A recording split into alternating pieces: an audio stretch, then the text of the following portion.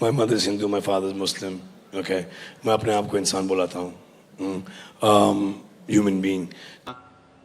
ہم صرف ماننا چاہیے انسانیت, ہم ماننا چاہیے ہیومینٹی. لیکن میں یہ پوچھنا چاہتا ہوں, یہ کتاب انسانیت کس نے لکھی؟ کہا پاتے کوئی کتاب جس کا نام انسانیت ہے؟ اسلام میں ایک مسلمان اچھا مسلمان ہو ہی نہیں سکتا تب تک جب تک وہ اچھا انسان نہیں.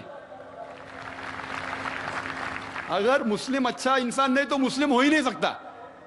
اچھا انسان ہونا بہت ضروری ہے. آپ کہہ رہے ہیں کہ اسکول 10 اسٹینڈرڈ پاس کرو, میں کہہ رہا ہوں گریجویشن کرو.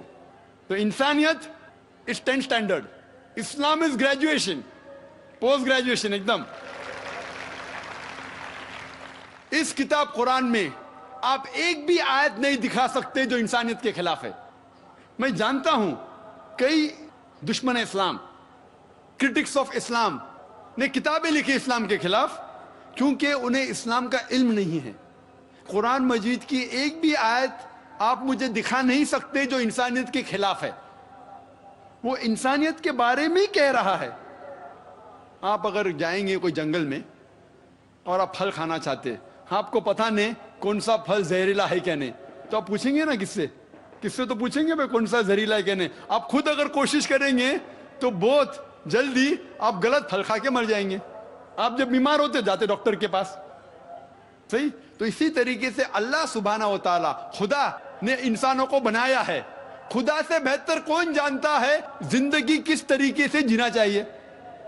خدا دنیا کے سب سے بڑے ڈاکٹر, سارے ڈاکٹر کو اکٹھا کریں گے اس سے بڑا ڈاکٹر ہے ہمارے بنانے والا. تو ہمیں یہ تحقیق کرنا چاہیے کہ ہمارے بنانے والا, ہمارا خالق, ہمارا خدا کس طریقے سے زندگی ہمیں چاہتا ہے کہ گزارے. تو میں یہ کہتا ہوں کہ آپ کم از کم یہ مانیے کہ ایک کتاب, کم سے کم ایک کتاب خدا کی طرف سے 100% صحیح ہے. ہندو کہیں گا میری ویدا خدا کی کتاب ہے, عیسائی کہیں گا بائبل, مسلم کہیں گے قرآن. پھر میں کہتا ہوں جو چیز ان تینوں کتابوں میں یکساں ہے کم سے کم اس پہ تو عمل کرو.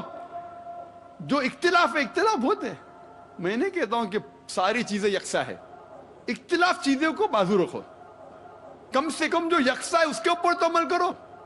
جتنے اہم مذاہب دنیا میں سب میں لکھا ہے کہ خدا ایک ہے, بت پرستی حرام ہے, پیغمبر آنے والے ہیں, آخری پیغمبر محمد صلی اللہ علیہ وسلم ہے, یہ دنیا ایک امتحان ہے آخرت کے لیے. کم سے کم اس کے اوپر تو عمل کرو.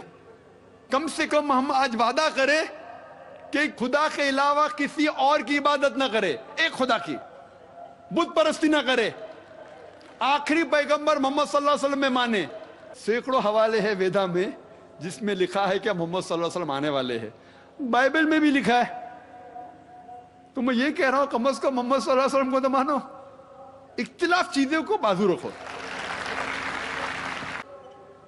تو میں یہ کہتا ہوں جو یکساں ہے, سب سے اہم یکسانیت خدا ایک ہے, بت پرستی مت کرو, اور آخری پیغمبر محمد صلی اللہ علیہ وسلم پہ مانو اور اس کا کہنا مانو. اتنا اگر آپ کریں گے تو انشاءاللہ اس دنیا سے نفرت ہٹ جائیں گی اور صرف امن رہے گا.